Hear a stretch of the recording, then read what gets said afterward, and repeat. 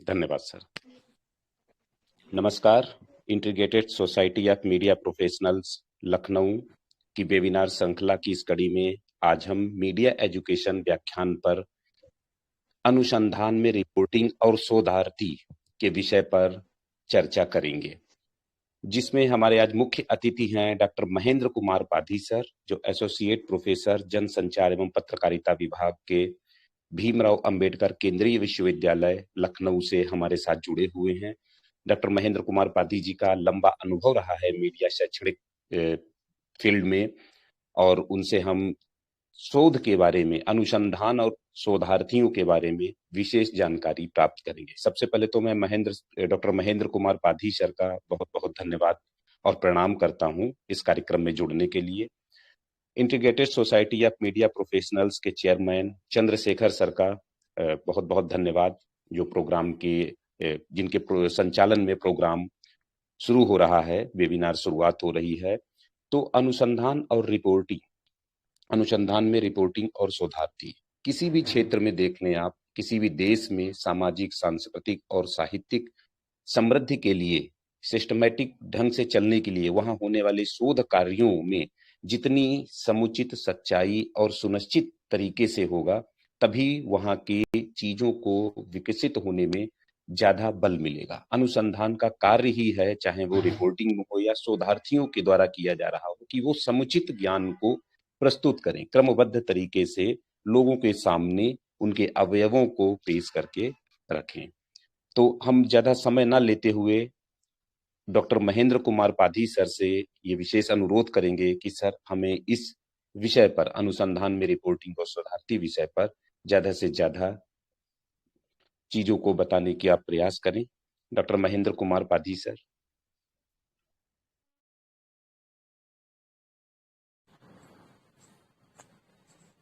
जी नमस्कार।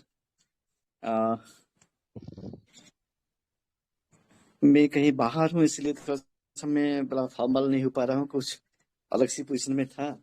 हमारे मित्र चंद्रशेखर जी का सुबह बात आया था, तो मैं को हाँ उसके बात को मैं कभी मना नहीं कर पा रहा हूँ। जब भी कहते हैं, मैं कुछ ऐसे ही विशेष परिस्थिति होता है तो मैं ना करने की ये करता हूँ, अदरवाइज मैं कोशिश करता हूँ। मैं फिलहाल कहीं और बैठा हुआ, व्यस्तता था मेरा, लेकिन तुरंत ही मेरे फ्रेंड ने बोल रहे हैं, तो मैं तुरंत ही इस चीज को सहमति के साथ में तो नमस्कार। मेरा विषय जो है ये है कम्युनिकेशन रिसर्च, स्पेशली में डेवलपमेंट, विकास संबंधित जो रिसर्च होता है हमारा, communication and sustainable development, communication research and sustainable development, इसी के इर्द गिर्द में मैं बात करना चाहता हूँ। चंद्रशेखर जी, कितना समय मेरे पास में है?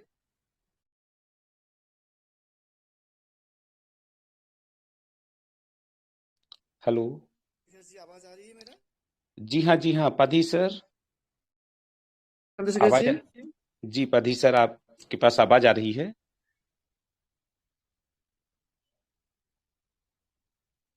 हेलो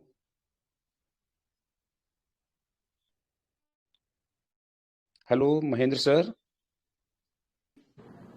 पाधी साहब, मुझे सुन पा रहे हैं? हाँ, मैं सुन पा रहा हूँ। जी मेरी आवाज आपके हाँ आ रही है मेरी सर, आवाज आ रही है? जी हाँ अच्छा जी। तो मेरा जो जी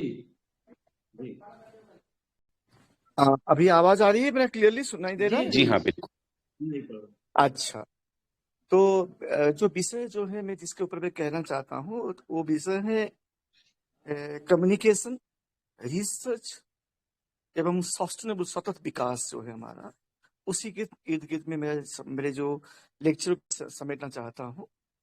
तो ये जो communication research and sustainable development, ये तीनों चीजें, तीनों अपने आप में एक एक विशेष स्थान ग्रहण लेते हैं। जब मेरा जो व्याख्यान रहेगा, मैं अंग्रेजी हिंदी दोनों में मिला के बोलना चाहूंगा। चंद्रशेखर जी, आपकी अगर अनुमति हो तो मैं बीच बीच में अंग्रेजी को भी यूज करूंगा। अंग्रेजी हिंदी दोनों में मिला के बात करना चाहता हूँ मैं। बिल्कुल। कम्युनिकेशन या संप्रेषण की, हाँ, जो जनसंचार के विद्यार्थी के नाते मेरा ये अनुभव जा रहा है कि जब सस्टेनेबल डेवलपमेंट के बारे में करते हैं, सस्टेनेबल डेवलपमेंट एक अभी का 1990 के दशक से इस एरिया में डेवलप हुआ है। 1989 के बाद में the world conference on environment जब हुआ था, उसी के बाद में ये एक सब्जेक्ट के हिसाब से डेवलप हुआ। अदरवाइज जब ये कम्युनिकेशन में रिसर्च की बात आया, तो ऐसे एक सब्जेक्ट कम्युनिकेशन जिसमें रिसर्च किया जाएगा, ऐसा कोई सब्जेक्ट स्पेसिफिक डिसिप्लिन नहीं रहा था। ये 1970 के पहले कम्युनिकेशन एक एज ए स्पेसिफिक डिसिप्लिन ये नहीं हुआ करता था। इसको एक अप्लाइड डिसिप्लिन के हिसाब से मान्यता था। ये इसका एक अपने आप में एक सब्जेक्टिव डिसिप्लिन के नाम से इसका रिकॉग्निशन नहीं हुआ करता था। कारण बहुत सारे हो सकता है। जब सेकेंड वर्ल्ड वॉर हुआ, सेकेंड वर्ल्ड वॉर के बाद में जब देखा गया कि समूचे विश्व इस वार की चपेट में आते हुए the entire economy of the global environment was collapsed. When the entire global economy was collapsed after the Second World War, after the very completion of the Second World War, very immediately there were many economic and social problems. The entire globe was embedded with. The problems like unemployment, massive unemployment, problems like hunger, poverty, malnutrition, health hazards. These were some of the basic problems the entire globe that was embedded with. तो ये जो समस्या इतना विकराल हुआ था, इस समस्या से उभारने के लिए the economists, the policy makers, the social thinkers, the state head representatives across the globe, they sat together and thought of some immediate panacea in order to rectify the problems and to give a prescriptive element how these sort of problems that can be addressed. So when these sort of problems were there,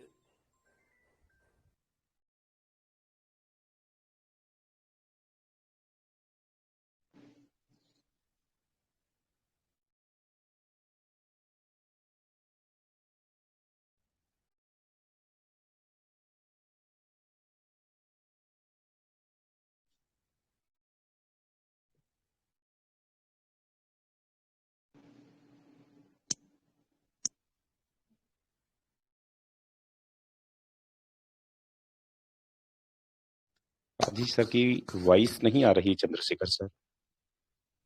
जी कादिर साहब, आपकी आवाज नहीं आ रही है। आवाज hello hello जी sir अब आ रही है आपकी वॉइस। आई है। सॉरी, मैं माफी चाहता हूँ कुछ टेक्निकल स्नैक से। हाँ ये सर, उसी तो वजह मैं से। मैं बात कह रहा था। ये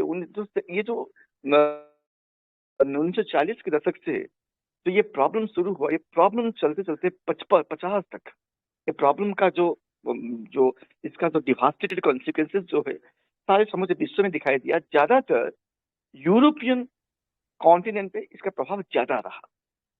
आपको सुनने में आश्चर्य, हम लोग सुनने में आश्चर्य भी होगा, उस समय में जर्मनी, फ्रांस, इटली, ये तीनों प्रांतों में से समस्या इतना विकट ले लिया था कि वहां की जो इकोनॉमी इतना चरमराया गया था कि वहां की जो महिलाएं हैं अपने पेट पालने के लिए जितने भी जो हमें समाज में जो सबसे जो कहते हैं कि खराब रास्ता होता है, वो रास्ता को अपनाने में भी पीछे नहीं हटते थे, just to get a square mile per day. तो this was the situation. So इसी से उभरने के लिए when the policy makers they set together, they thought of some immediate prescription through which the problems of unemployment, the problems of mass poverty, the problems of malnutrition and hunger, famine, this can be addressed at an immediate. So जब ये meeting बैठा, इस meeting से ये दो निष्कर्ष में पहुंचे। एक निष्कर्ष है कि हमें ज्यादा से ज्यादा जल्दी से जल्दी ये जो सोशल इकोनॉमिक इविल्स है इसको काउंटर करनी है। और काउंटर करना हो तो हमें क्या करनी पड़ेगी? नहीं, एक ही रास्ता है कि लोगों को रोजगार देना पड़ेगा। तो लोगों को रोजगार देना पड़ेगा, ये बात कॉन्सेप्ट शुरू हुआ तो होगा कैसे ना? A focus, the focus was on this, किसमें होगा ना? इंडस्ट्री के ऊपर में। The concept of research gain specifically in the area of industrialization after the Second World War, just to create an ambience of employment opportunities, so that this industrial revolution, the major to more populous unemployed youth, they can get employment.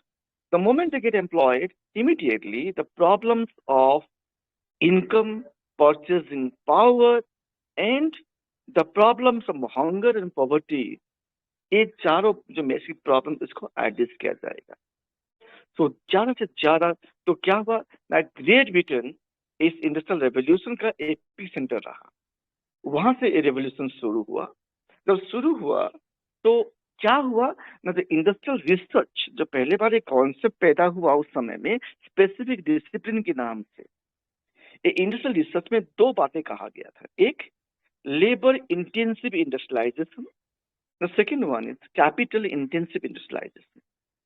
These were the two buzzwords emerged from industrial research aimed at providing massive employment opportunities which can fetch the problems of the growing unemployed millions.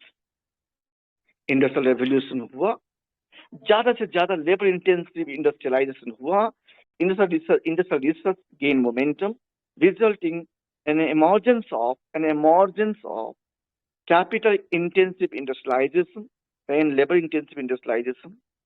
ज्यादा से ज्यादा लोगों को नौकरी मिला, लोगों के रोजगार आए, रोजगार क्षम बने, उसका लेबर प्रोडक्टिविटी कैपेसिटी बढ़ा। As a result of which उनके चलते क्या हुआ, लेबर प्रोडक्टिविटी जब कंट्रीब्यूट किया नेशनल प्रोडक्टिविटी में कन्वर्ट हुआ तो तरक्की बढ़ा। तो तीन चीज में इसका फर्क दिखाई दिया। One, the gross national production, the gross domestic production, as well as the national income of the country, and also at a global level. लेकिन प्रॉब्लम कहाँ आके खड़ा हो गया? इन 1970s ये चला, ये सिलसिला चला 50 से 70 तक, 20 साल तक चला। इन 70s again the policy makers and the social thinkers and the state heads of the different countries, they wanted to examine and evaluate the cost-benefit analysis of this industrial research or industrial revolution. So they sat together again in Italy, in Rome, the capital of Italy, Rome. जिस summit club of Rome summit के नाम से विश्वविख्यात है। इस club of Rome summit जो बैठा, इस क्लब ऑफ रोम समिट में दो चीजों के बारे में बात हुआ। एक, जो जिस इंडस्ट्रियल रिसर्च के नाते तो इंडस्ट्रियल रेवोल्यूशन इमर्ज हुआ, लोगों को रोजगार देते हुए देश का आर्थिक स्थिति को बढ़ा, सामाजिक एंड आर्थिक स्थिति को बढ़ाने के लिए। प्लस दूसरा जो कॉन्सेप्ट था, इंडस्ट्रियल डेवलपमेंट के चलते इसका पॉजिटिव एंड नेगेटिव कॉन्सिक्वेंसेस, इसके बारे में बात होना था। तो पहला बात जो शुरू हुआ, डिस्कशन शुरू हुआ, the discussion was headed by professor meadows. Professor meadows, both husband and wife, Professor Meadows and his wife Ella Meadows, when they headed the committee, they stated saying, yes, undoubtedly, because of the industrial research, because of the emergence of industrial research, industrial revolution and the fruits of industrial revolution that has been skyrocketed.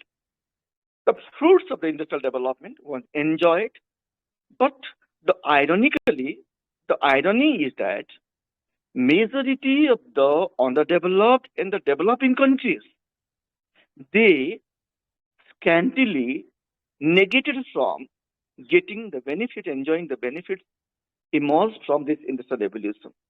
So benefited कौन हुए? Few rich Western nations, they enjoyed the fruits of industrial development. Industrial steel पे विप्लव जो हुआ था, जिसका जो fruits आया था वो उसका फ्रूट्स केवल कुछ चुनिंदे मुष्टि में western rich Nations, European Nations को ही एंजॉय किए। वेरियस तो देश का जो 80 से 85 भाग जो पॉपुलेशन जिस ये में रहते हैं देश में, अंडर डेवलप्ड डेवलपिंग कंट्रीज में, उनका स्थिति यथावत जैसे था ऐसे स्टेटस को मेंटेन हुआ, ना कोई तरक्की ना कोई इसमें उसका बेनिफिट्स मिला। तो इसके चलते जो डेवलपमेंटल जो गैप पैदा हुआ, द इम्बैलेंस डेवलपमेंट जो शुरू हुआ between the industrial rich and the industrial poor nation. क्यों ना, जितने भी scientific innovation development, scientific discoveries that emerged, those were centered around the industrial research lab of the Western nations only. ये जो सोच बनाया गया था कि there should be an application of diffusion of industrial research and innovation. जो Rogers का जो थ्योरी था, इनोवेशन, डिफ्यूजन ऑफ इनोवेशन, ये चीजें सही मायने से परकोलेट नहीं हुआ डेवलपमेंटल रिच से डेवलपमेंटल पुअर कंट्रीज को। एज ए रिजल्ट ऑफ विच जो जो जो जो जो information, the information gap, the knowledge gap, the infrastructure gap and the developmental gap पैदा हुआ रिच एंड पुअर नेशंस के बीच में। That gap became widening day by day. ये पहला तर्क निकला उस समिट से। दूसरा तर्क जो निकला, यस, जब when industrial development took place, the major beneficiaries वे कौन ना, ये धनी राष्ट्र हुए। लेकिन when they became the major beneficiaries of industrial development, simultaneously they shaded large amount quantum of industrial pollutants to the entire globe। किया कोई, भरा किसी और ने। इंडस्ट्रियल रेवोल्यूशन हुआ कहां से? इंडस्ट्रियल रिसर्च से। इंडस्ट्रियल डेवलपमेंट जब हुआ तो उसका बेनिफिट्स किसको मिला? ना वेस्टर्न रिच नेशन को। लेकिन उसका जो खराब चीज जो पैदा हुआ, जो एनवायरमेंटल जो हजार्ड पैदा हुआ, द बायोडाइवर्सिटी डिग्रेडेशन जो हुआ, द बायोस्फीयर रिजर्व में जो डिप्लीशन हुआ, इसका खामियाजा किसको भुगतना पड़ा? ना समूचे विश्व को भुगतना पड़ा। किया किसी ने, भुगता किसी और ने। ये जो सेकंड थ्योरी इमर्ज हुआ, इसके चलते एक डिमांड किया गया उस समिट से कि ना, विकास तो होनी चाहिए, लेकिन ये विकास का थ्योरी कैसा होना चाहिए? The research and development should be based on a balanced growth and development. And how this can be possible? This can only be possible through a balanced attention on both the industrial development in one side and second, the environmental protection. दो चीजें साथों साथ चलनी चाहिए। Industrial development should not be at the cost of environmental degradation. परिवेश प्रदूषण करते हुए industrial development को कभी भी स्वीकार नहीं किया जाएगा। ये थ्योरी इमर्ज हुआ जिसको कहते हैं the Club of Rome theory, जिसको which is very popularly known as the Club of Rome theory, जिसके चलते 1978 में प्रोफेसर मीडोज को नोबेल प्राइज में उसको विभूषित किया गया था, अलंकृत किया गया था। ये एक डिस्कशन का एक पार्ट है। जब बात यहाँ से आया कि एनवायरनमेंट को भी, इसका भी सुरक्षा के लिए भी ध्यान दिया जाना चाहिए, and development should not be at the cost of environmental degradation. तो ये कॉन्सेप्ट बना कि इसे कैसे हो सकता है।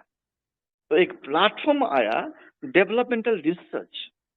1970s में जो मैडम आए Nora Quibral, professor Nora Quibral from Philippines, that lady professor, she came with a theory ना, डेवलपमेंट तो होता है, लेकिन इसका जो बेनिफिट्स क्यों गरीब और जो अंडर डेवलप्ड डेवलपिंग कंट्री के पास पहुंचा नहीं, उसका जो रीजन निकाला गया तो देखा गया कि somehow somewhere there is a lack of communication research.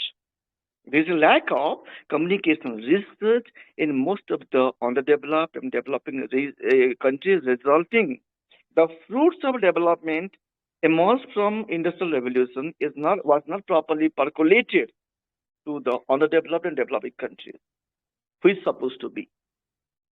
तो देखा गया कि there is a gap, there is a developmental gap between the developmental जो विकास की जो कड़ी है, उस कड़ी में कहीं ना कहीं एक कड़ी जो टूटा हुआ था, वो टूटा हुए के चलते एक कड़ी सही से जोड़ नहीं पाया, जिसका चलते ये जो इसी से जो बेनिफिट्स आया इन लोगों के पास में पहुंच नहीं पाया। तो वो कड़ी क्या था ना, ये policy makers they concluded saying that yes definitely it is communication because of its three fundamental skeleton: information, education and motivational dissemination। जो तीनों चीजों जो इसका जो पास में जो विंग्स थे, डेवलपमेंट विंग्स थे, ये तीनों चीजों की एब्सेंट में सही चीज कितने भी अच्छा हो, विकास कितने भी अच्छा हो, अगर ये इसका फ्रूट्स अगर जो इंटेंडेड टारगेट ऑडियंस है उसके घर में, घर के डोर स्टेप में पहुंच नहीं पाता है, इट इज अ मीनिंगलेस। तो पहुंचेगा कैसे? Who will make rich?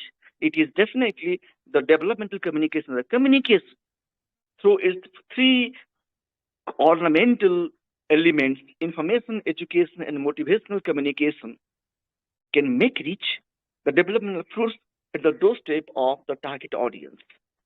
So a concept like development communication, the communication is a specialized discipline emerged because of Professor Nora Quibble in 1970s। तब से क्या हुआ ना, डेवलपमेंट भी सब कम्युनिकेशन को एक दर्जा मिला, ये भी एक दर्जा डेवलपमेंट कम्युनिकेशन का दर्जा मिला, जिसमें ये रिकॉग्निशन हुआ कि कम्युनिकेशन का भी नेशनल डेवलपमेंट में कोई भागीदारी है। जब ये बातें निकल के आया कि कम्युनिकेशन का भी कोई रोल होता है फॉर नेशनल डेवलपमेंट, तो इस सब्जेक्ट को, इस डिसिप्लिन को एक स्पेशल डिसिप्लिन दर्जा मिला, रिकॉग्निशन मिला। And for the first time research came into existence in the form of development communication, जिसका पहला एक्सपेरिमेंट शुरू हुआ था साइट एक्सपेरिमेंट में 1976 में, 75-76 में। जो new information and communication order आया, तो इंफॉर्मेशन बैलेंस हुआ rich Nations and poor nations के बीच में। जो बैलेंस शुरू हुआ, वो बैलेंस को मिटिगेट करने के लिए क्या हुआ ना, there was communication research. And वो कम्युनिकेशन रिसर्च का एक विंग्स था SITE experiment in 1975 and 76, satellite instructional television experiment। For the first time, communication was used for national development in the form of television। पहले बार television को national development के लिए सरकार के द्वारा यूज किया गया, and it was emerged from communication research. तो पहले बार रिसर्च का अगर सही मायने में कहीं पर उपयोग हुआ था, तो भारत का साइट एक्सपेरिमेंट एंड खेदा एक्सपेरिमेंट में, खेदा कम्युनिकेशन प्रोजेक्ट जो गुजरात में हुआ था, उसके बाद में हुआ। उसके बाद बहुत सारे झाबुआ हुआ मध्य प्रदेश में, मेनी कम्युनिकेशन रिसर्च प्रोजेक्ट्स, पर पहले बार साइट में हुआ, उसके बाद खेदा कम्युनिकेशन प्रोजेक्ट में हुआ, रिसर्च को यूज किया गया। तब तक रिसर्च को कम्युनिकेशन के लिए यूज किया जाएगा ऐसा कोई सोच बना ही नहीं था। होता था रिसर्च, लेकिन it didn't have a specific recognition। So friends, when we are talking about communication, first I must tell you, communication is a process through which an individual communicator enters into mental cooperation with another individual audience, so long as these both parties they reach a commonly consigned, a commonly agreeable point.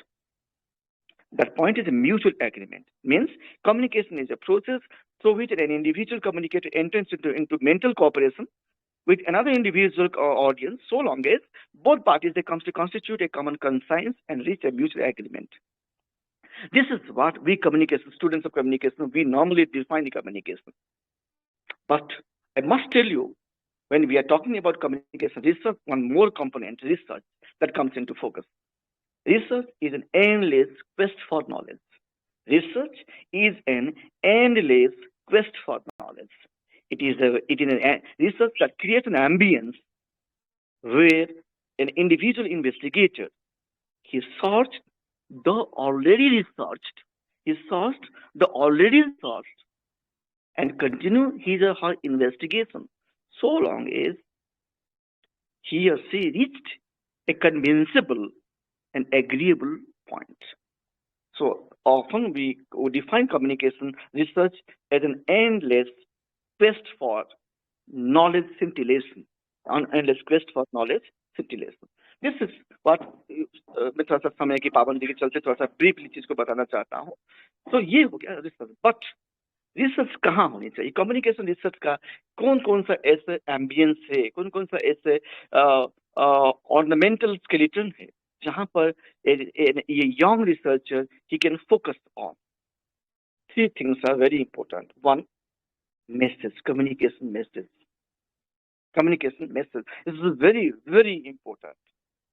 आपका communication research के content, message के content कैसा होगा, so that it will catch maximum appeal to the target audience.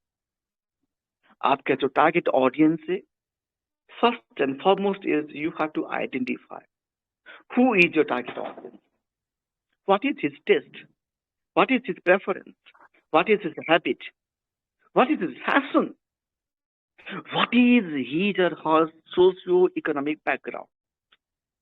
Because a successful communicator, when he designs the content of his communication message, he always keeps in his mind the socio-economic conditions of his or her audience, target audience. So एक अच्छा communicator वो होता है जो अपना target audience को सही तरीके से पहचानता है। तो identifying your target audience itself is an independent and indispensable ingredient of your communication research. पहला बात है। Second thing, once you identified your target audience, once you identified his taste, तो consumer behavior research, वहां पर एक और research आता है जिसको हम कहते हैं consumer behavior research. The consumer behavior research, it creates an ambience where the target audience, he intends to identify, he intends to indulge or delve into the various psyche of the target consumer. आपको उसका psychology को study करना है। उसके लिए क्या होता है? उसका बिहेवियर स्टडी होता है, which is very psychological and a very much a part of your qualitative research, qualitative communication research. So, friends, when हम लोग qualitative and quantitative, हम जो बात normally when we broadly segment our communication research, we broadly segment and categorize the entire conglomeration of communication research into two categories. One is your qualitative communication research and quantitative communication research. And I tell you, ज्यादातर mass media में research जो होता है, इसमें जब research होता था, पहले जो होता था, ये अभी भी हो रहा है, तो ज्यादातर क्या होता है, now we focus on qualitative content analysis. या कंटेंट एनालिसिस हम मीडिया रिसर्च करते हैं कि कंटेंट एनालिसिस एक ऐसा रिसर्च टूल है, ज्यादातर रिसर्चर, द बॉडिंग जर्नलिस्ट जो होते हैं, रिसर्चर जो होते हैं, they focus on undertaking content analysis for qualitative research work. But today, the work again is on अभी भी ज्यादातर qualitative research पे भी काम हो रहा है, जिसमें semiotics, framing analysis, discourse analysis, you have black box analysis, modeling analysis, schema analysis बहुत रिसेंट ट्रेंड अभी है, वेस्टर्न रिसर्च में ज्यादातर काम होता है, schema analysis में काम हो रहा है। जो रिसर्चर बॉडिंग रिसर्चर जो होते हैं उसको this will focus on schema analysis and symmetric analysis and qualitative content analysis, जहां पर you can easily identify the nuances of communication, ना मैं तो जब ये बात कर रहा था, मैं तीन बार ये बात कर रहा था। एक, identifying your target audience.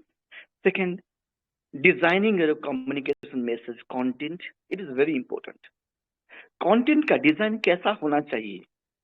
You are a communicator, so whenever you communicate, always your communication content it should be so designed that the socio-economic background of your target audience should not be negated. It should be given a primary importance. And the third one is you selecting a media vehicle, suitable and effective media vehicle. It is very important. It sounds very easy, but it's very important. Communication research is indispensable in selecting a suitable and effective and efficient media vehicle which carries your communication message from the source of communication, the intended audience. Message कितना भी अच्छा हो जाए, आप कितने अच्छा से you identify your target audience, कितना अच्छा आपके सारी चीज, सारे वोकेबुलरी हो, if the vehicle that you use to transmit your communication message is not effective, then the entire effort is of meaningless. So you have to identify and you have to and what actually should be your media vehicle that you focus on, that you will use, carry, transmit your message.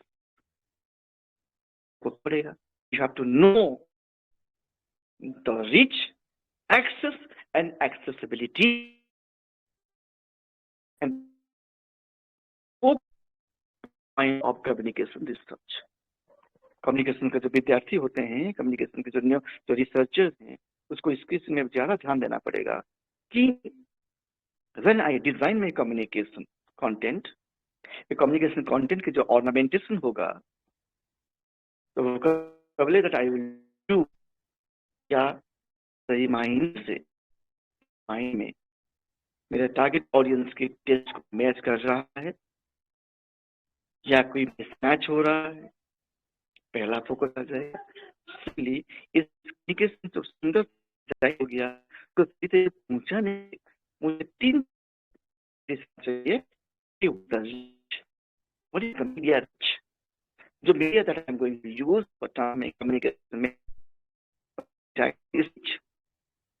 Once reach that you have identified through your research, second most important thing is accessibility and acceptability. 2 things are there. One is accessibility and second one is acceptability.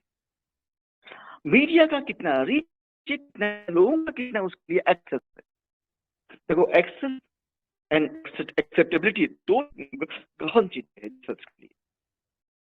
आपका media है कि नहीं, you can easily understand, but लोग उसको कितना ग्रहण कर रहे हैं, acceptability, that is very important and that plays an important role for your communication research. वो एक्सेप्टेबिलिटी आप कैसे मालूम पड़ेगा आपको ना? एक्सेप्टेबिलिटी को मालूम करने से पहले आपको क्या करना पड़ेगा? आपको रिसर्च, जो बिहेवियर रिसर्च करते हैं, वो बिहेवियर रिसर्च में आप ऑडियंस बिहेवियर रिसर्च करेंगे, उसमें से आपको क्या करना पड़ेगा ना? आपको ये देखना, रिसर्च में आपका एक कंपोनेंट होना चाहिए कि मेरा जो टारगेट ऑडियंस है उसका जो एक्सेप्टेबिलिटी का क्या सोशियो इकोनॉमिक बैकग्राउंड है, क्या वो सोशियो इकोनॉमिक बैकग्राउंड को मेरा एक्सेस हॉट हिट कर रहा है। पर मैं छोटा सा एग्जांपल देते हुए इसको कहना चाहता हूँ। मानिए आपका इतना सुंदर सी कम्युनिकेशन मैसेज है, इतना सुंदर डिजाइन किया, नाउ यू आर ट्रांसमिटिंग, आपका किसमें ट्रांसमिट, आप माने कि television the best possible medium, very माने it's a very effective medium, लोगों तक पहुंचे, समझाने, सब कुछ करने के लिए, ठीक है, आप कर लिए, टेलीविजन से मैसेज को ट्रांसमिट कर लिए। But to your utter surprise you will find अभी भी देश में लगभग 40% से ज्यादा ग्रामीण, India is a village economy, India is a village economy, majority of the population India lives in village, so majority of the population they are living in village, and till date they are not near exactly 40%, next to 40% of the percentage of total population, they are living below poverty line, number 1. Second, to majority of the population they are deprived of getting square meal a day. The socio-economic conditions is very precarious, and not last but not the least, ये लोगों को जो है इसका जो acceptability जो है वो क्या है, क्या डिमांड करता है ना? Approach of communication, approach of communication. आपका टारगेट ऑडियंस हिंदी भाषी है, अब अंग्रेजी में कम्युनिकेशन कर लिए, it is a meaningless. And यहाँ पर the fault is not with the audience कि हम इतना सुंदर से अंग्रेजी में भाषण दिए लेकिन वो समझ नहीं पाए, तो हम ये कह सकते हैं कि ऑडियंस मूर्ख है, समझ नहीं पाए, हमारा दोस्त नहीं है ना। A successful communication research always demands whatever you communicate, the communication message should be designed from the viewpoint of the audience. जिस भाषा में वो समझ पाएंगे उसी भाषा में कम्युनिकेटर को वेलभस्ट होते हुए कम्युनिकेट करना पड़ेगा। आप अगर नहीं कर पा रहे हैं तो fault is not with the audience, the fault is with the communicator itself, कि कम्युनिकेटर सही तरीके से अपने बात को समझाने में नाकाम रहा। This demands communication, this demands research. क्या रिसर्च है ना? Approach of communication. इसीलिए कहा जाता है a successful communication research always communication always demand localised approach. मेरा टारगेट ऑडियंस जिस भाषा में, लोकलाइज्ड अप्रोच मतलब देसी भाषा में कम्युनिकेट करना, देसी भाषा में कम्युनिकेट करना। आप गांव में डॉक्टर हैं, आप गांव में डॉक्टर हैं, आपके टारगेट ऑडियंस है निरक्षर, इलिटरेट, गरीब टारगेट रोगी हैं। जब आप उससे बात करते हो, आप अगर अपने अंग्रेजी टर्मिनोलॉजी यूज करते हो उसको, मेडिसिन को समझाओगे, वो बेचारा कहाँ से समझ पाएगा? नहीं समझ पाएगा।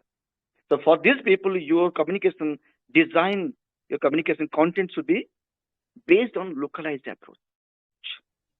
Number 2, this communication research speaks about your communication. When you are communicating, the source of communication must contain credibility. It's very important.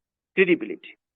विश्वसनीयता अगर नहीं है आपकी सोर्स ऑफ कम्युनिकेशन में, तो you cannot get accessible to the target audience. This again is an important area of research in communication, in media research.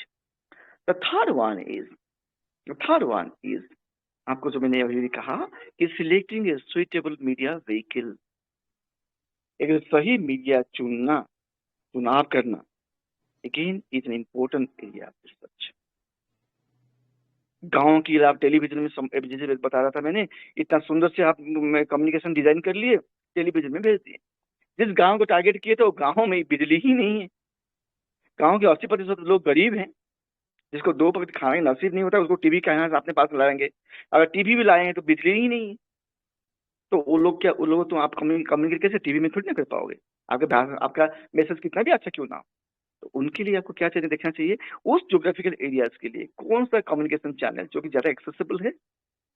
That is what is an important component of research.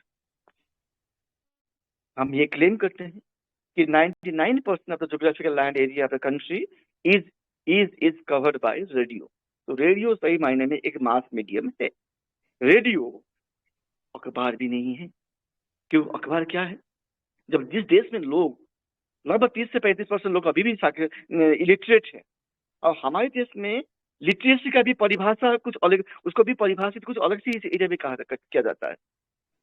हमारे देश की literacy अभी बोलते हैं 50% literate हमारे देश में है, 75% हमारी लिटरेसी रेट है, 72% 75% है।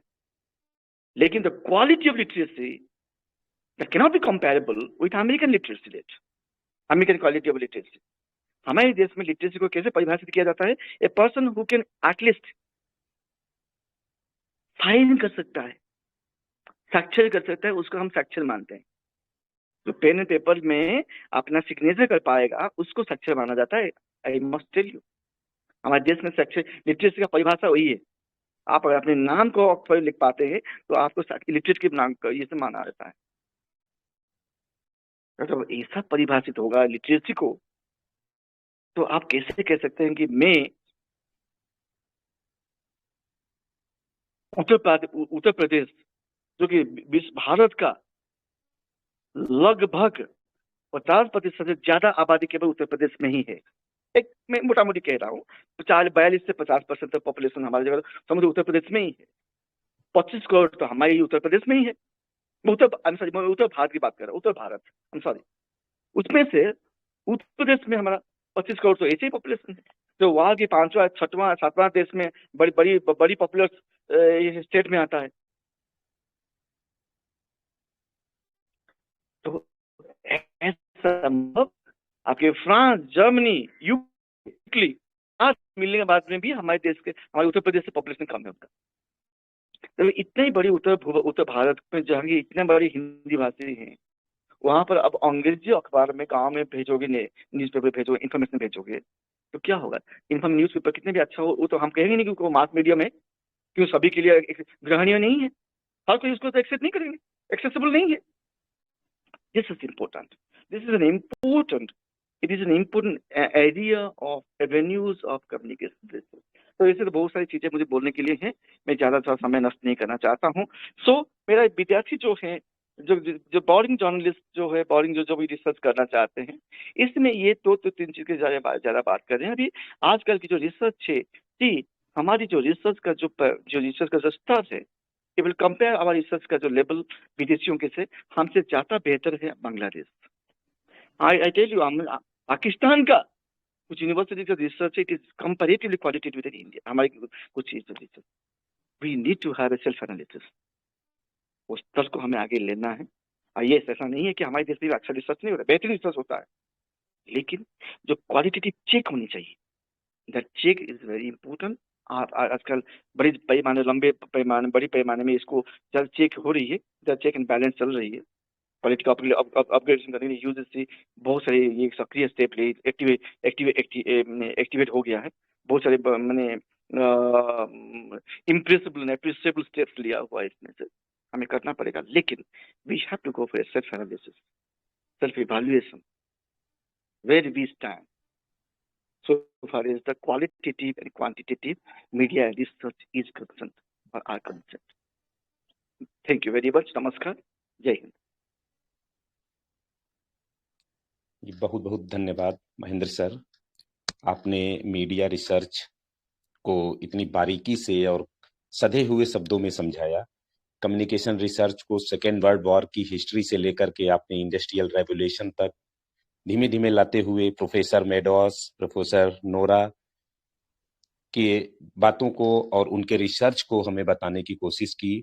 उसके बाद भारत की तरफ आते हुए खेड़ा और साइड प्रोजेक्ट, जो कि हमारे मीडिया के विद्यार्थियों को पढ़ाया भी जाता है कि रिसर्च की शुरुआत और कम्युनिकेशन की शुरुआत किसके थ्रू हुआ, तो आपने वो बहुत अच्छी चीजें बताई। साथ में आपने बहुत इम्पोर्टेंट मीडिया रिसर्च के लोगों के लिए, मैं तो कहूंगा मीडिया विद्यार्थियों के लिए, जो बताया कि इंफॉर्मेशन, एजुकेशन और मोटिवेशन, तीन चीजें बहुत जरूरी हैं अगर आप मीडिया के फील्ड में रहना चाहते हैं।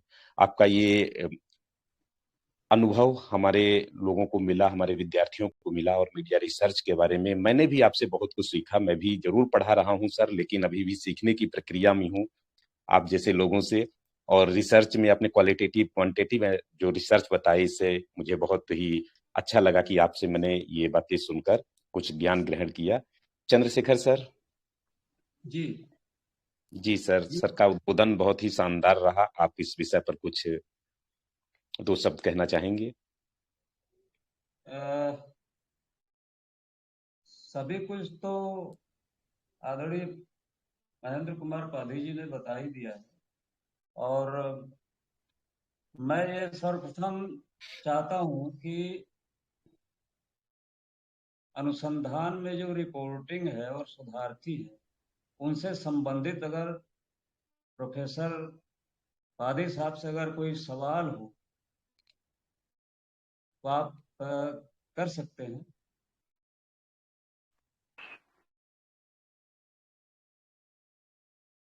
तो मैं डॉक्टर राजीव रंजन प्रसाद जी को चाहूंगा कि अगर आप कोई प्रश्न हो तो आप प्रश्न पाधी साहब से आप करें।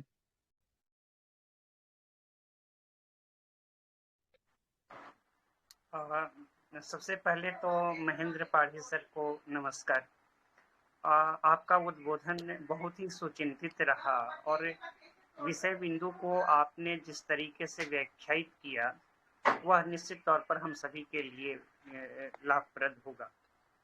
आपने जहां से शुरुआत की, आज़ादी से पहले जितने भी कम्युनिकेशन के स्कॉलर हुए, अध्येता हुए, विद्वान हुए, कम्युनिकेटर हुए, या कम्युनिकेशन साइंटिस्ट हुए, उन्होंने बहुत सारे थ्योरीज दिए सेकेंड वार से पहले या सेकेंड वार के ठीक बाद, और उसका कई तरह से इम्प्लीमेंटेशन हुआ। भारत में भी है तो विल्वर्सरैन और उसके बाद साइट परियोजना का ये है तो आरंभ हुआ, और टेलीविजन आज घर घर पहुंचा है।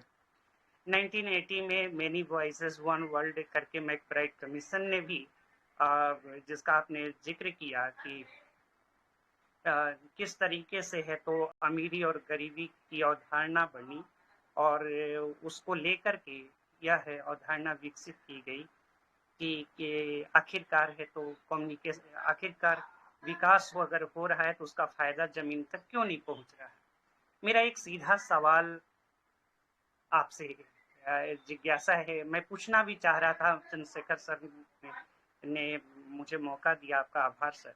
मैं ये जानना चाह रहा था सर कि पहले जो पॉलिसी मेकिंग होती थी उसमें रिसर्च की भूमिका बहुत अधिक होते थे, यानी कि हम रिसर्च बेस्ड है तो पॉलिसी मेकिंग में रिसर्च बेस्ड जो भी हमारे एस्टेब्लिशमेंट होते थे, स्थापनाएं होते थे, सत्यापन होते थे या थ्योराइजेशन होता था, उसको हम पॉलिसी मेकिंग में इम्प्लीमेंट करते थे। आज ऐसा क्या है कि कम्युनिकेशन में इतने सारे है तो थ्योराइजेशन हो गए हैं, कम्युनिकेशन थ्योरी आ गए हैं, लेकिन उनका इम्प्लीमेंटेशन है तो ठीक से नहीं हो पा रहा है। उन कम्युनिकेशन थ्योरी के आधार पर ढेर सारे है तो रिसर्च हो रहे हैं और अलग अलग है तो ग्रांट दिए जा रहे हैं, स्पेशल ग्रांट दिए जा रहे हैं, एजुकेशनल ग्रांट दिए जा रहे हैं, यूनिवर्सिटी ग्रांट दिए जा रहे हैं, और उसमें है तो नेट जेआरएफ से लेकर के पीडीएफ वगैरह में बहुत सारे स्कॉलरशिप फेलोशिप भी बहुत अच्छी दी जा रही है। लेकिन पॉलिसी मेकिंग में रिसर्च की जो वो एंट्री होनी चाहिए थी वो एंट्री नहीं है। आखिर ये गैप क्यों है? इस पर मैं आप थोड़ा प्रकाश डालें तो अच्छा रहेगा सर।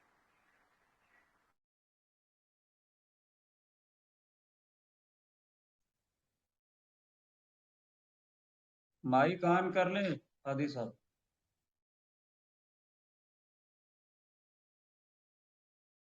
पादी साहब आपका माइक आप है, ऑन करें। पादी सर, माइक ऑन कर लीजिए पादी सर। आ रही है अभी? वॉइस आ रही है? जी बिल्कुल। आवाज पहुंच रही है? जी मिल रही है। रंजन जी बहुत सुंदर प्रश्न पूछे हैं। कहीं ना कहीं आपके इस प्रश्न के अंदर में ही कुछ उत्तर इसमें ये है, छुपा हुआ है। ये प्रश्न ऐसा है ना कि जब विश्व की पटल में जब रिसर्च का एक बीज अंकुरित हुआ तो हम उसमें क्या किए ना, उसको दो हिस्से में डिवाइड कर। एक हो गया western development theory based on research, emerged from research. Second हो गया the developmental theory of the underdeveloped and developing countries. ये जो वेस्टर्न डेवलपमेंट जो मॉडल, थ्योरिटिकल मॉडल जो है, विकास का जो मॉडल है, जो डेवलपमेंटल मॉडल्स का जो दो मॉडल आ गया, वेस्टर्न मॉडल एंड देसी मॉडल जो आ गया, ये जो वेस्टर्न मॉडल है वो मॉडल जो है जिस थ्योरी को लेते हुए उसका कंस्ट्रक्शन हुआ था, वो कंस्ट्रक्शन का जो स्टडी एरिया था वो वेस्टर्न रिच नेशन ही था। जितना भी वेस्टर्न डेवलपमेंट थ्योरी डेवलप हुआ है वो सारे डेवलपमेंटल थ्योरीज विकसित राष्ट्र का को ध्यान में रखते हुए ही थ्योरी का मॉडल का डेवलपमेंट किया गया। हुआ क्या ना, हमारे जो अंडर डेवलपमेंट डेवलपिंग कंट्रीज में जब हम विकास उस मॉडल को जो एडॉप्ट करने की कोशिश किए तो हमारा स्वरूप क्या हो गया, क्योंकि हम इतना बड़ा कॉलोनियल रूल से उभर के आए हुए थे कि हमारी मानसिकता जो था ना अभी भी वो इंपीरियलिस्टिक मानसिकता रह गया था। क्या है ना इंपीरियलिस्टिक मानसिकता क्या था ना, इमिटेटिव। हम दूसरों को हमेशा इमिटेट करेंगे, अपना कुछ नहीं करेंगे, इमिटेट करेंगे। ये जो इमिटेशनल रिसर्च को जो बीज बोया गया उस समय में, उसका जो पेड़ अभी जो आप देख रहे हो, ये समय आप देख लीजिए 2010 तक 2000 तक जब तक हम लोग रिसर्च करते थे, उस समय में जेआरएफ में 18,000 मुझे मिलता था। मैं जेआरएफ था उस समय, तो यूजीसी ने हमें 18,000 रुपये तनख्वाह दिया, 12,000 दिया, उसके बाद 18,000 हुआ था, बढ़ा था। तो 12,000 8,000 था पहले, 8,000 से 12,000 हुआ, उसके बाद 18 हुआ, बढ़ते बढ़ते 22 अभी बच्चे को बढ़ रहा है। उस समय संख्या कम था, मिलने का जो फेलोशिप था वो भी सीमित था, लेकिन रिसर्च का जो ओरिएंटेशन जो था, वो रिसर्च का ओरिएंटेशन, क्योंकि एक बंदा, मैं ये नहीं कह रहा हूँ कि बच्चे मेरा कभी भी कदाई भी अन्यथा नहीं लिया जाए कि आज के बच्चे सीरियस नहीं, गंभीर नहीं है, काम नहीं करते हैं, काम करते हैं, लेकिन जब सप्लाई ज्यादा हो जाता है ना कहीं वो चीज का जो वैल्यू होता है नीचे गिर जाता है। तो टुडेज, मैं एक ही मात्र लाइन से बात कर सकता हूँ, तो today's research outcome is more in supply than the demand, market demand.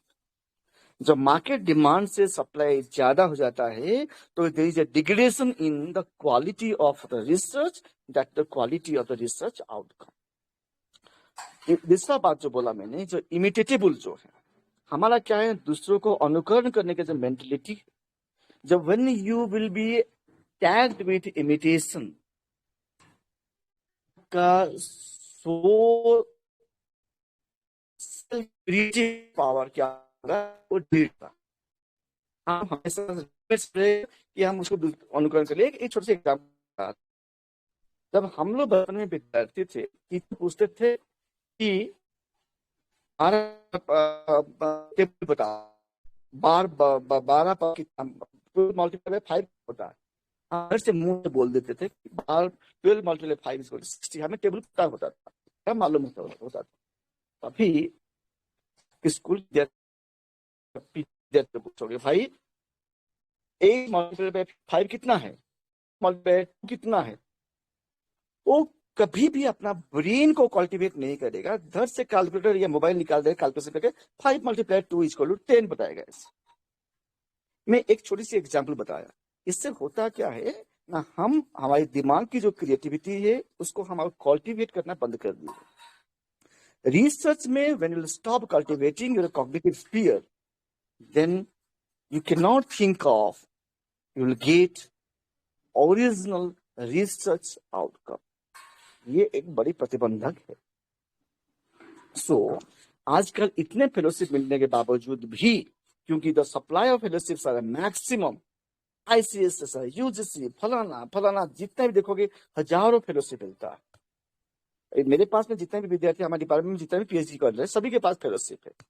और हमें देख रहे हैं फेलोशिप मिलता है तो पैसा, बच्चे क्या हो गए किसमें ना, पैसा कैसे मिले, वो पैसा की जो value supply, when it will be more in supply the value automatically gate degraded. ये होना नहीं चाहिए लेकिन ये हो रहा, ठीक है। तीसरा बात है रिसर्च को लेते हुए हमारा गंभीरता। रिसर्च डिग्री को we only use for earning our bread, हमारा रोजी रोटी के लिए ही हम रिसर्च करने के लिए मन में ध्येय बना चुके हैं। इसीलिए जो रिसर्च करते हैं उसका policy implementation and policy application almost 0 हो गया, ठीक है। This is what is so research, it should not be employable in nature, it should be applicable in nature होना चाहिए, एक्शन ओरिएंटेड होना चाहिए, जो कि नहीं होते हुए एम्प्लॉयमेंट ओरिएंटेड हो गया। इसलिए लोग सोचते हैं कैसे भी करके कुछ भी यहाँ वहां ऑनसन करके लिखते कर दे, डिग्री मिल जाए और डिग्री को हम मार्केट में बेचते हुए अपना रोजी रोटी कमाएंगे। This is what is the level of research at present we are witnessing it. So there is a degradation of quality, research quality.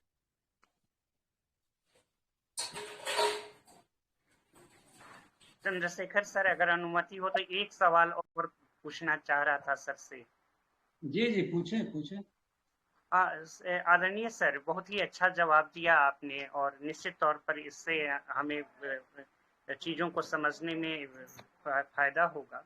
एक रिसर्च से जुड़ा हुआ सवाल है, स्कॉलर से, स्पेसिफिक स्कॉलर से जुड़ा हुआ सवाल है कि कहा जाता है कि रिसर्च में क्वेस्ट बहुत जरूरी है, क्यूरियोसिटी बहुत जरूरी है। आज के स्कॉलर में, वैसे आपने जवाब दिया उसमें इसका उत्तर छुपा हुआ है, फिर भी मैं एक अलग से पूछ रहा हूँ कि स्कॉलर में अगर क्यूरियोसिटी नहीं आ पा रही है तो as a guide, as a supervisor कैसे उनको है तो अधिक से अधिक है तो क्वालिटिव रिसर्च के लिए मोटिवेट करें, क्योंकि प्रैक्टिकली हम लोगों के सामने इस तरह की समस्या आ रही है कि हम शोधार्थी को कैसे प्रेरित करें, उन्हें कैसे बताएं कि आपका रिसर्च है तो कि उसका सिग्निफिकेंट क्या है, वो कितना फ्रूटफुल हो सकता है, पॉलिसी मेकिंग में इसका क्या रोल हो सकता है। इसको लेकर के हमारे पास शब्द बहुत कम हो जाते हैं। हम कैसे आखिर रिसर्च स्कॉलर को क्वालिटेटिव रिसर्च से कनेक्ट करें, यह भी एक कम्युनिकेशन का पार्ट है। सर, आप मार्गदर्शन करें तो अच्छा हो।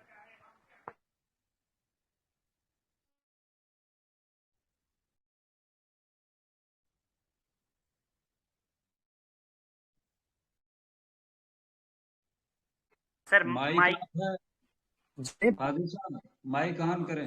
मैं विद्यार्थी था। जब मैं विद्यार्थी था, मेरी आवाज आ रही है? जी जी आवाज आ रही है? जी, आ जब रही मैं है। विद्यार्थी था उस समय में यूजीसी का एक नियम था, आपको 5 साल के लिए 3 साल जूनियर रिसर्च फेलो से 2 साल सीनियर SRF 5 साल पैसा मिलेगा। लेकिन कंडीशंस क्या था कि इस 5 साल में आपको जितना पैसा मिला, इस पैसा का उपयोग करते हुए आप जो रिसर्च अगर सबमिट नहीं करा पाए ठीक समय में, क्वालिटी रिसर्च सबमिट नहीं करा पाए, तो इंटरेस्ट के साथ में समूचे पैसा यूजीसी को आपको वापस करना पड़ेगा। ऐसे एक एफिडेविट हम लोग शुरू से करके देते थे। तो इसके माध्यम से यूजीसी हमारे मन में एक गंभीरता, सीरियसनेस पैदा करते हुए डर पैदा करता था कि अगर मेरा रिसर्च अच्छा काम में नहीं करूंगा तो कहीं ना कहीं अगर मेरा रिसर्च की बात में रिजेक्ट होता है तो मुझे समूचे पैसा वापस करना पड़ेगा यूजीसी को पेनल्टी के साथ। ये तो हो गया, मैंने कहा क्या ना, ये पैसा की अर्थ से मैंने बात कहा।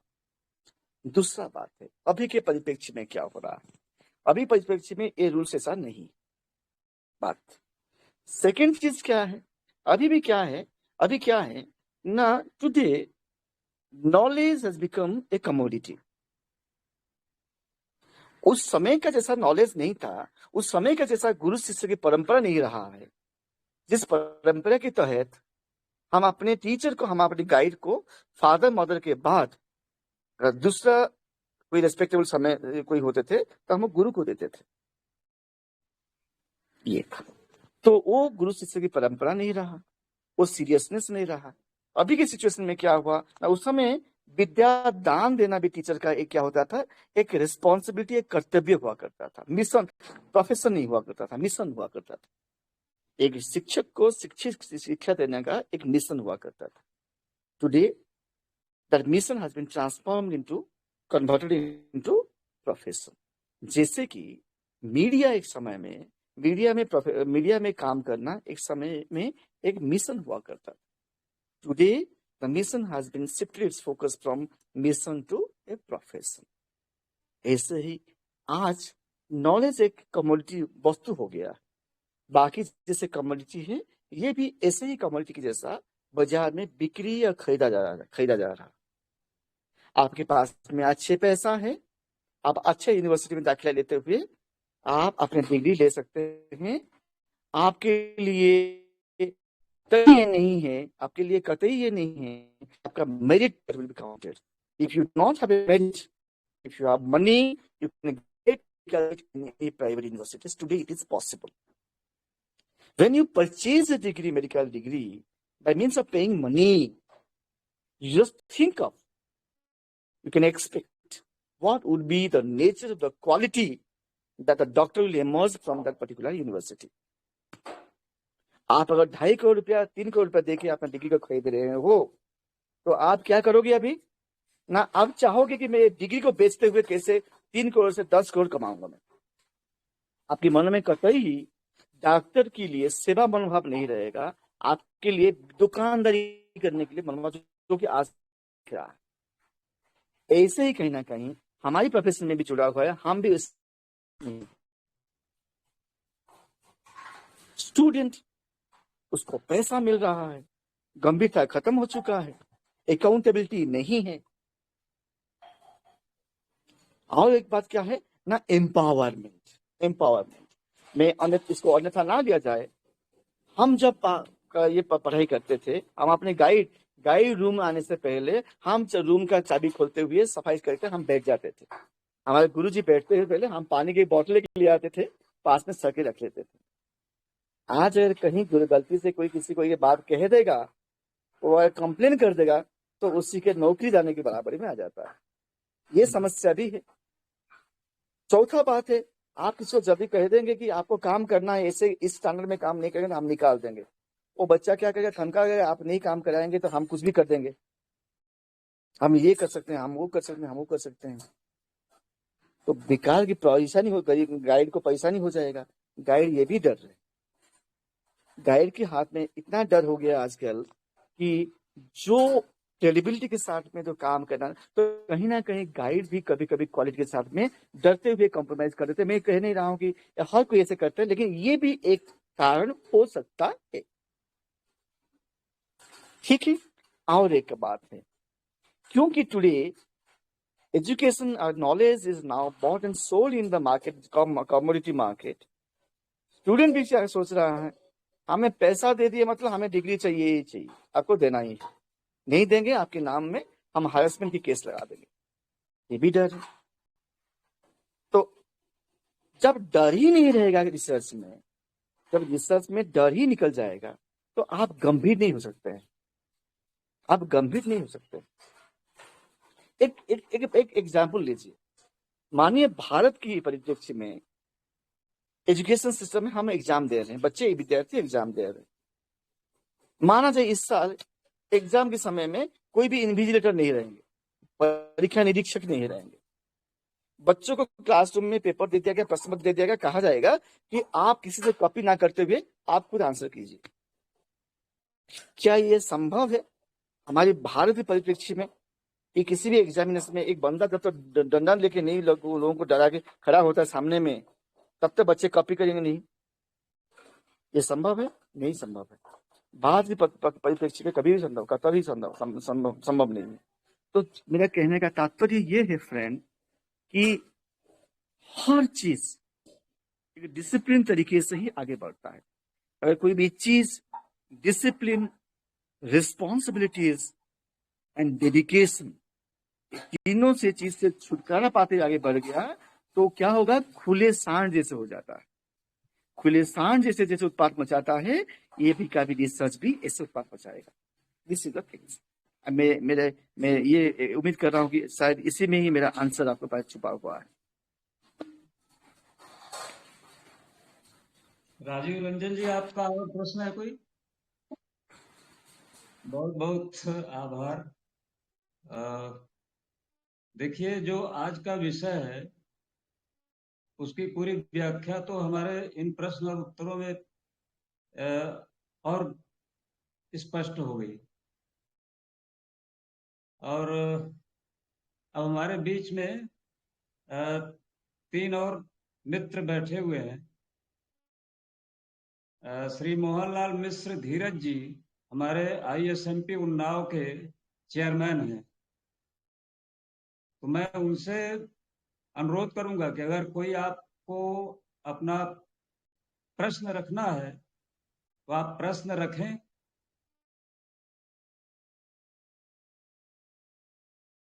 मोहनलाल मिश्र, आदरणीय मोहनलाल मिश्र धीरज जी, सुन रहे हैं मुझे?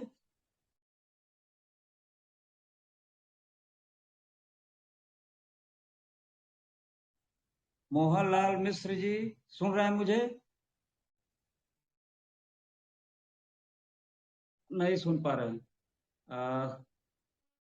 और हमारे central governing body of executive council के मेंबर श्री रविंद्र डी इनामदार जी रत्नागिरी से जुड़े हुए हैं। आप एक खुद शिक्षक भी हैं और आप के मन में अगर कोई सवाल हो तो उसको आप रखें, या जो भी आपके विचार हैं आप इसको यहाँ रख सकते हैं। रविंद्र डी इनामदार जी। सर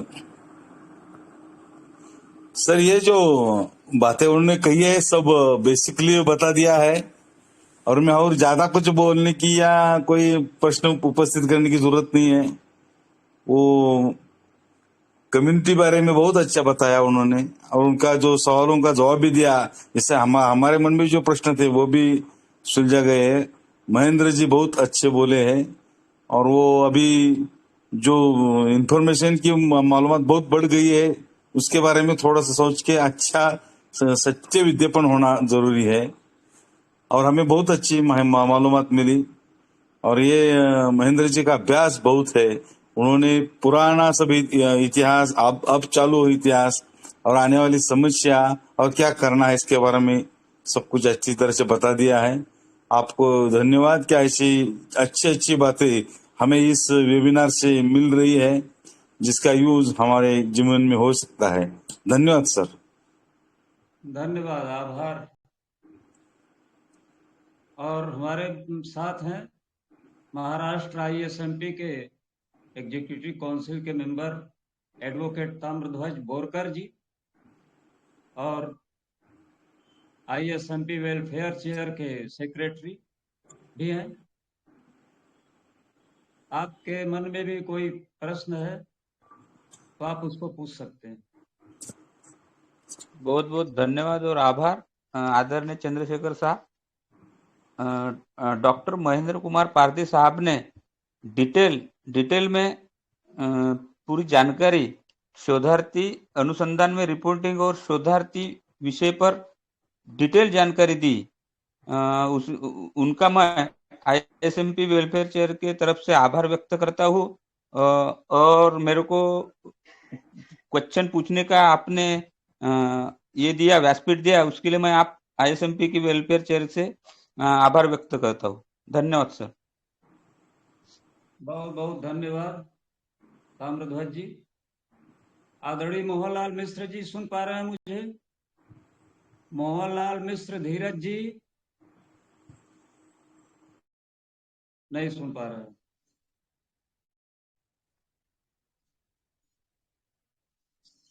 तो इसमें डॉक्टर आशुतोष वर्मा जी ने मुझसे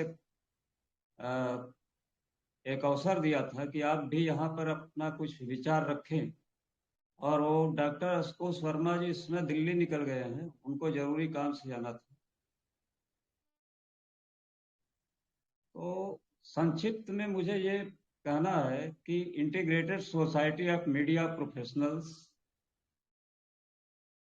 एक चौमुखी बहुमुखी जो उद्देश्य हैं और लक्ष्य हैं उनको सामने रख करके आगे बढ़ रहा है,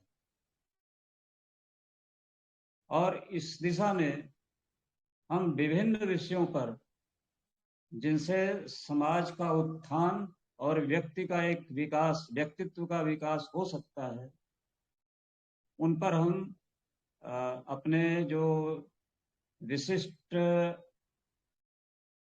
और ज्ञानवान, विवेकवान हमारे स्पीकर होते हैं, गेस्ट स्पीकर, उनके साथ हम ऐसे कार्यक्रम आयोजित करते हैं। इसी श्रृंखला में ये मीडिया एजुकेशन के स्टूडेंट के लिए ये प्रोग्राम किया गया है, जिसमें हम लोग भी जब पढ़ा करते थे तो एक विकासात्मक संचार हुआ करता था, डेवलपमेंट कम्युनिकेशन। तो इसमें बहुत कुछ मुझे नहीं कहना है, इस पर आदरणीय महेंद्र कुमार पाधी जी ने विस्तार से बात की है, और यही अंतर हमें अलग करता है, जहां वेस्टर्न कंट्रीज और डेवलपिंग कंट्रीज के बीच में जो एक थियरी आई है कम्युनिकेशन की, उससे कहीं न कहीं ये हमारे जो भारत के विकास पर असर पड़ता है। और यह बात सच है कि जिस देश में राजनीतिक इच्छा शक्ति नहीं है और जो लोग शासन का तंत्र हैं, उनमें अगर ईमानदारी नहीं है विश्वसनीयता नहीं है, तो फिर जो पीपुल है, जो आम लोग हैं, उनको सही अर्थों में विकास नहीं मिल पाएगा और नहीं देख पाएंगे। और ये बहुत ही दुर्भाग्यपूर्ण स्थिति है कि हमारे विश्वविद्यालयों में भी जो शोध का स्तर है, अनुसंधान का जो लेवल है, वो बहुत ही निम्न कोटि का हो गया है। और अच्छे शोध भी हो रहे हैं और दिशा बोधक अनुसंधान भी हो रहे हैं, लेकिन वो बहुत कम है। और जो हो रहे हैं साइंस टेक्नोलॉजी में अधिक हो रहे हैं, जबकि जिनसे आम जनजीवन जुड़ा हुआ होता है, आर्थिक क्षेत्र है, इकोनॉमी का है, सोशल वेलफेयर का है, सामाजिक कल्याणकारी योजनाओं का है और सोशल अवेयरनेस का है, जहां जनसंख्या वृद्धि है, पर्यावरण प्रदूषण है, अनेक सामाजिक कुरीतियां हैं, उन पर रचनात्मक और दिशा बोधक कोई भी शोध बहुत मुश्किल से देखने को मिलता है। यही कड़वा सच है। और जब तक बाजारवाद इसी को कहते हैं कि जब नैतिकता में ही इथिकल जो माइंड है, अगर उसमें आपका ये घुस गया, गैर जिम्मेदाराना, नॉन रिस्पॉन्सिबल, तो फिर आप कहीं भी कितनी भी अच्छी डिग्री ले लें या कितना भी आप शोध कर लें, आप समाज के लिए उपयोगी कभी नहीं हो सकते। यही दुर्भाग्यपूर्ण स्थिति है। और इसके बचाव के लिए हमारा तो ये मानना है कि जो हमारे परिवारों से जो संस्कार चलता है, जो अच्छी सीखें दी जाती हैं बच्चे को, वहां से उसकी जड़ को मजबूत करता है, उसको एक सुदृढ़ आधार देता है। तो जब तक हम अपने परिवार से और खुद से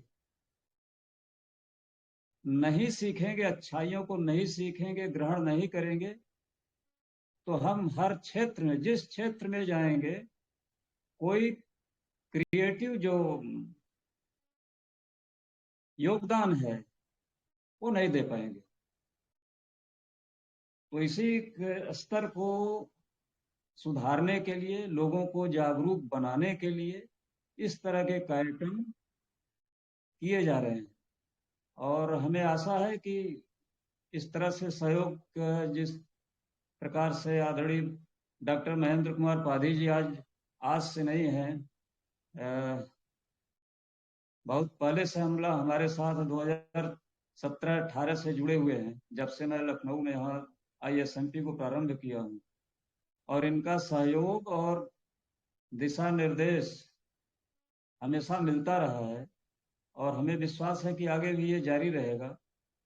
भले ही हम लोग एक प्रोफेशन, आपका व्यस्ततम प्रोफेशन है और इसमें बहुत वक्त नहीं मिलता बात करने के लिए,